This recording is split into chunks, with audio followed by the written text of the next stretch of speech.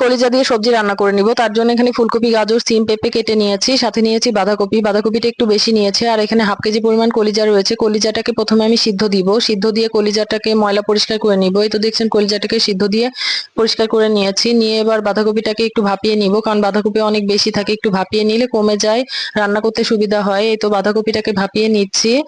ভাপিয়ে নিয়ে বাঁধাকপিটা ভাপানো হয়ে গেলে তুলে রাখবো।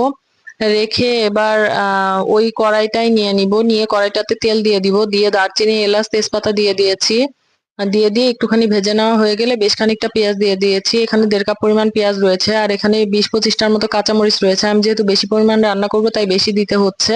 আর এখানে আদা রসুন বাটা দিচ্ছি প্রায় 2 টেবিল চামচ পরিমাণ। আর হলুদ দিচ্ছি 1 চামচ পরিমাণ। লবণ দিচ্ছি 2 টেবিল চামচ পরিমাণ। দিয়ে এটাকে খুব ভালো করে কষিয়ে নিচ্ছি। মশলাটা কষিয়ে নেওয়া হয়ে গেলে এবার এই মশলার মধ্যে দিয়ে দিব কলিজা। কলিজাটাকে টুকরো করে নিয়েছে। কলিজাটাকে দিয়ে একটুখানি কষিয়ে নিয়ে আলু দিয়ে দিচ্ছে। আলুগুলো খুব ছোট ছিল তাই আমি ছিলিনি।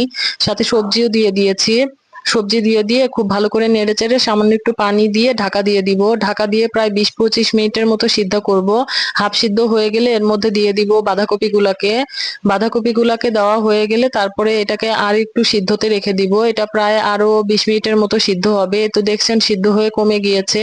এবার আমার রান্না প্রায় ডান। এবার এর মধ্যে একটুখানি জিরা ধনিয়ার গুঁড়া দিয়ে দিলাম। দিয়ে এভাবে রান্না করলে সবজিটা অনেক ভালো লাগে, আপনারা ট্রাই করবেন।